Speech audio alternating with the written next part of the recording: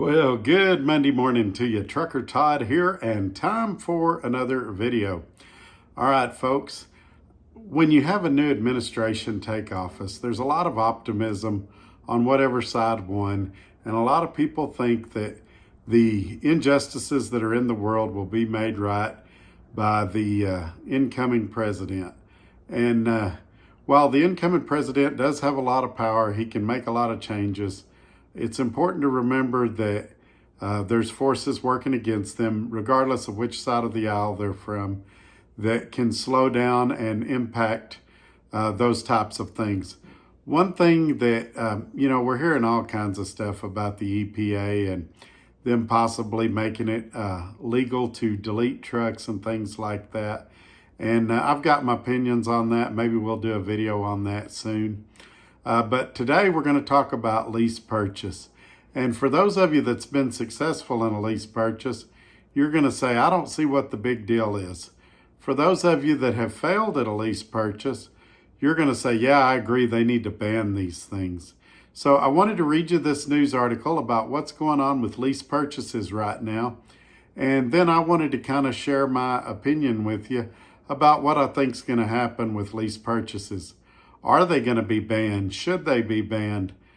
Things like that. I'm encouraging y'all to leave comments. I know what y'all are going to say. But let's jump into it and read this article that came from Truckers News. And I'll leave a link pinned in the comments below so that y'all can read the article for yourself.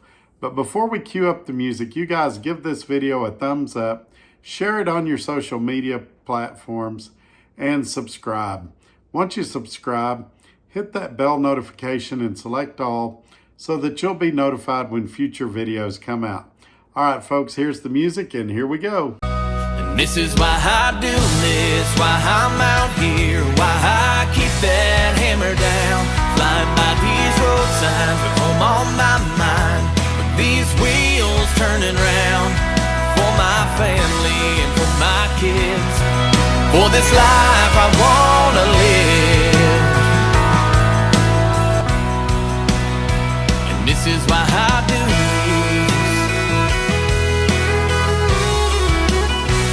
this. Alrighty, we're back. So the title of this article here at Truckers News is called FMCSA Task Force Urges the Elimination of Truck Lease Purchase Plans. This article was written by David Hollins out of Tennessee.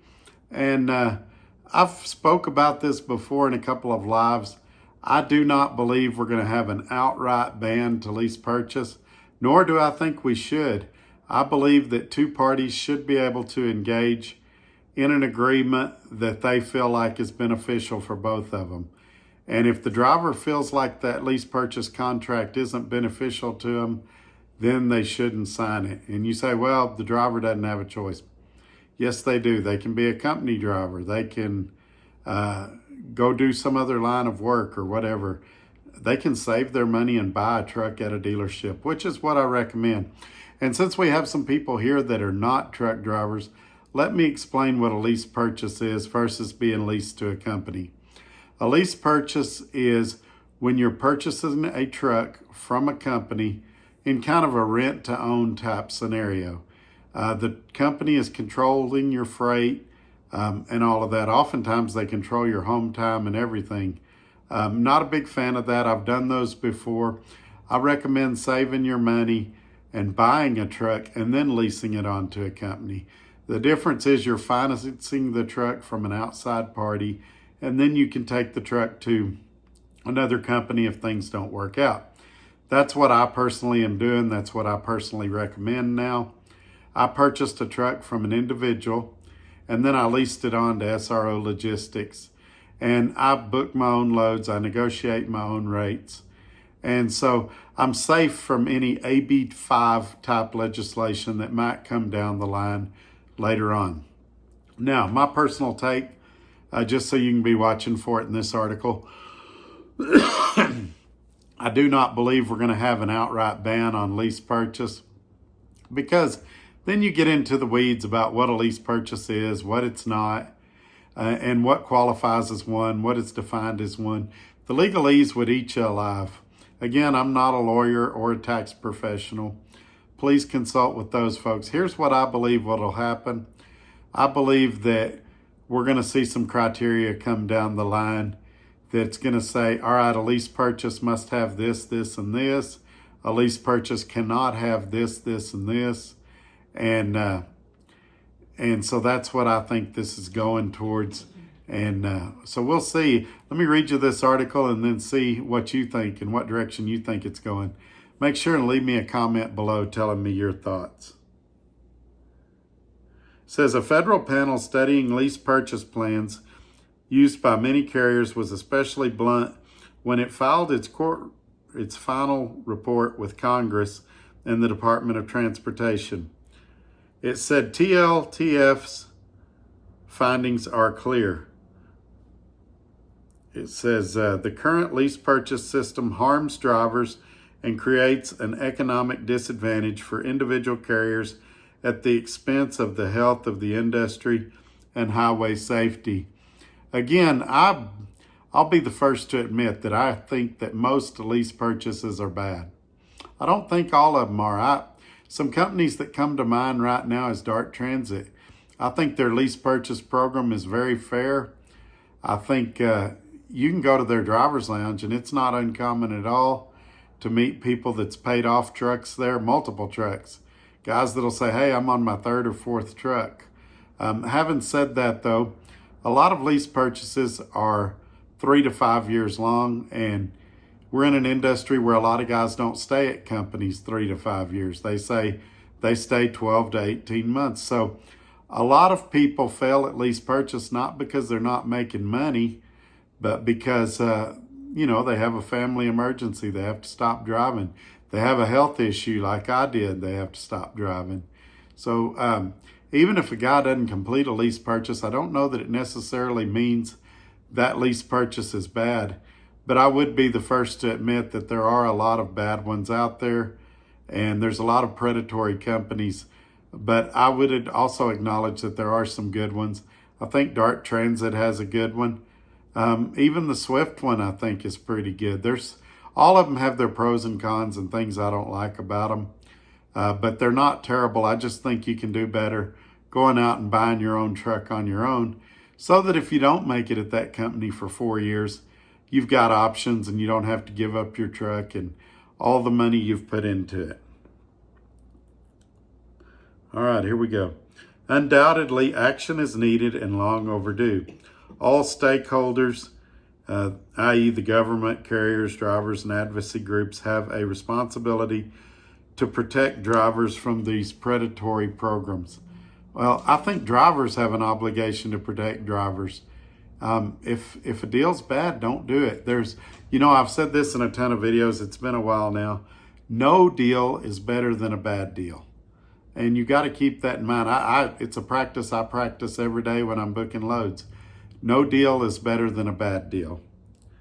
The task force recommended Congress should ban CMV lease purchase agreements as irredeemable tools of fraud and driver oppression that threaten a safe national transportation system and diminish the number of truck drivers attached to and who stay in the trucking industry. Such a prohibition would be the most efficient and effective remedy to stop the damage created by lease purchase companies. I disagree here, and I think most of y'all will disagree. Most of us politically lean conservative here. That means we're for smaller government, personal freedom, things like that. When you invite the government in to regulate lease purchase and what's a lease purchase, what's not a lease purchase, what kind of agreements you can make with a company, I think you're just inviting government overreach and things like that. So I don't think that's the solution for sure. And quite frankly, I don't think they think that's the solution either. I think this is a negotiation tactic, and they're going to start at an extreme, and we're going to work our way somewhere in the middle, like I talked about earlier in the video, about where they're going to have guidelines regarding lease purchase. It says the Federal Motor Carrier Safety Administration Task Force, which was created by Congress, has a long list of recommendations it said should be enacted if lease purchase plans were allowed to continue. Now, here's where we're getting to where I think we're going to end up. In the introduction of the final report, the task force painted a bleak picture of lease purchase plans. It said it had formed a consensus to recommend that such agreements whereby a motor carrier controls the work, compensation, and the debts of the driver should be prohibited. I tend to agree with that part of it. You know, there's a lot of companies out there that the first 2.5, 3 years, you'll make a lot of money on their lease purchase. In the last 6 months, they starve you out, and then they get to keep the truck, and all the time and money you've invested have gone down the drain. In a situation like this, if you were allowed to go to outside sources for freight, when they pulled their baloney and said, hey, there's no freight, we don't have any loads, that's fine, I'm going to get on the load boards and I'm going to book one myself. And they wouldn't be able to stop you. I think something like that would be a great solution. I think maybe a clause in the contract that after so many months you could take the truck with you to another carrier might be an option. There are companies that do that now, but they have huge balloon payments that you have to do, transfer fees that you need to pay. TEL comes to mind, TEL, SFI comes to mind. These huge transfer fees you've got to pay to take a truck to a different carrier. That seems a little excessive in my opinion. As long as you can keep the payments up, they shouldn't care what you do with it. All right, let's see here. Lease purchase programs are regularly established to enrich motor carriers at the expense of the drivers. These programs promote a race to the bottom in driver compensation and treatment, pushing qualified drivers out of the profession. Well, you guys know that I've talked to some bigwigs at some different companies and giving you their side of the story, not saying I agree or disagree with them. They say the reason they do lease purchase is, hey, that's what the drivers want. They believe it as a retention deal. Drivers stay with us longer. They take better care of the equipment, things like that, because they're the pride and ownership deal. Hey, this is my truck. I'm going to take care of it. I'm going to make sure the services are done. I'm going to do better pre-trips and post-trips. So obviously the companies save money on payroll taxes and things like that. But they cite driver retention as one of the main reasons that they offer lease purchases. Plus their competitors do it. So they feel obligated to do it too, so they can be competitive against their competitors. All right. Currently, there are no effective checks on these programs or remedies for drivers harmed by them. Litigation, currently the only avenue for relief, can provide some remedy for drivers involved, but has not led to reform of these programs. Well, that seems like a contradictory statement. They say that there's no remedies for drivers, but then they say drivers can go to court and resolve things that way. The problem is, and this is going to make some of you guys mad, how much is your word worth? You signed to that contract, and if you don't like how it went, you agreed to those terms and conditions. Now, if those terms and conditions are violated, then as it says here, you've got remedies through the court system. Granted, that's going to take some time, sometimes a couple of years. I would be okay with some type of group that you could report activities that weren't correct, activities that were wrong through, stuff like that. I'm just real reluctant to get government involved. It seems like anytime government gets involved, things get more complicated and get worse. All right. And it called on the federal government to protect drivers. If carriers are allowed to continue offering lease purchase programs, the task force offered a number of recommendations. So here's what they're recommending, and I'll tell you what I think about each one of them. We'll get this video wrapped up. Congressional oversight. Congress should appropriate funds and provide whatever additional authority is necessary for FMCSA, the Department of Labor, Federal Trade Commission, the Consumer Financial Protection Bureau to oversee truck leasing programs, hold hearings on lease purchase practices and impact on their drivers, highway safety and government programs and expenditures such as subsidies for truck driver training, and enact whistleblower protection legislation for drivers reporting lease purchase programs. Well, I think we've pretty much already got that. Trucking is one of the most regulated industries there are. The Federal Motor Carrier Safety Administration is supposed to be focused on safety. I'm not sure if lease purchase is a safety issue. It may be an ethical issue or a moral issue, but as I stated earlier, I believe there's other ways to handle this without growing government and having more government oversight in trucking. Here we go. Funny I mentioned oversight. FMCSA oversight. The agency should mandate that motor carriers and their affiliates offering lease purchase programs keep accurate records of experience of individuals who signed such agreements. Well, my concern here is that it's going to be like DAC, that they can put whatever they want to on there about you, and then you've got to go through this ridiculous appeals process to get anything removed or even show that you disagree with it. So, for example, you're in a lease purchase that you fell at. Let's say it's a terrible one. Company says, driver went home too much. Driver turned down loads. Things like that, when maybe none of those things were true. And so you decide to appeal it, contest it, just like you would something that's on your DAC report. And how long does it take to do that? How time consuming is to do that? In a situation like this, we need a fast, simple, streamlined approach to appeal information that's on there and to rebuttal any information that's on there that we feel like is untrue. Department of Labor Enforcement. Among other things, the department should conduct targeted audits and enforcement of companies deploying lease purchase programs to ensure compliance with Department of Labor regulations concerning misclassification and independent contractor status.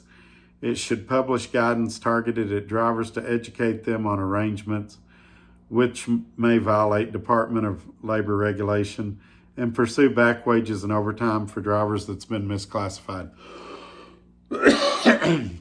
This one, I could stir up a firestorm here. The drivers don't care if they're misclassified. We've currently got company drivers who know they're company drivers that are being paid $10.99, which is wrong on so many different levels. The drivers are getting screwed. They're basically doing a lease purchase without getting any of the tax benefits. They're still controlled by the company like a company driver, but they're not having any federal withholding or anything deducted from their checks. And they're getting clobbered at the end of the year when they do their taxes. And a lot of them don't realize how bad they're being victimized. Company drivers working as 1099 contractors are being victimized more than anybody else in the trucking industry right now, in my opinion. Consumer Financial Protection Bureau enforcement. This just sounds like a bunch of people wanting to stick their hands in the cookie trucking jar. And trust me, with that many agencies in it, it's going to be a mess.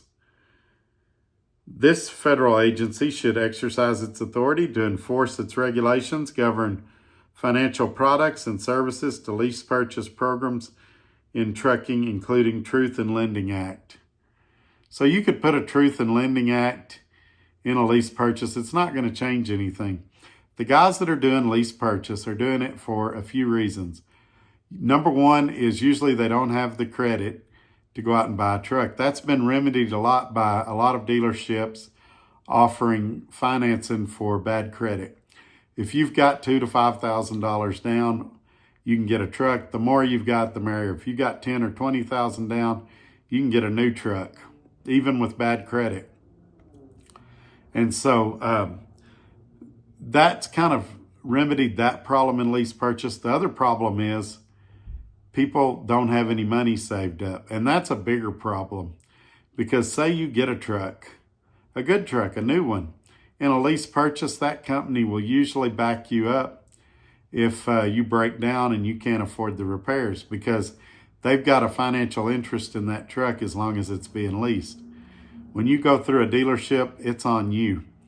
And so say that you've got the money to go get a truck. If you don't have any money saved for maintenance, you don't have a credit card hidden away for maintenance, you don't have a line of credit with a bank, you don't have family that'll help you out, you're in perilous waters, to say the least. And it's Russian roulette, hoping you survive until you can get your money saved up. As a company driver, though, you should be able to save money, and this shouldn't be an issue. But yeah, that's I don't think Truth in Lending, people aren't doing lease purchase because they know it's the cheapest way to get a truck, because it's not. Lease purchase is the most expensive way to get a truck, but it's also the most convenient to get a newer truck with bad credit or with little to no money down. Some companies do where you can do one, but you got to put like $5,000 down. And I would never do one of those unless there was a clause in there that I could take the truck to another company at any time if I wasn't happy. And to the best of my knowledge, I'm not aware of any companies that are doing that right now at no additional expense to the driver. There are some companies that'll let you do it, but they're like the ones I mentioned a minute ago, where you're going to pay a transfer fee that comes off your balloon payment at the end. And then they want state and local law enforcement. The task force encourages state and local agencies to review such contacts and agreements within their borders to determine whether state rules apply to address fraudulent or oppressive contracts and take any enforcement action necessary under those laws. Again, I think that's already happening. And I think if somebody is doing an illegal contract in a state, the state, whatever state it is going to investigate that. And I think that's part of the reason that some of these more shady companies always seem to end up in Illinois. Maybe there's some enforcement issues there or something. Definitely Illinois is a state that needs to be looked at, though. And that's that article. I'm going to go ahead and wrap this video up. Curious to know what you think. You guys leave me some comments below. Remember, it's okay to disagree with me. Let's just try to keep it kind and respectful. And I'll catch y'all in the next video. We're going to talk about how I did my second week at SRO Logistics. Back around Thanksgiving. Y'all stay with me. Take care. Bye-bye.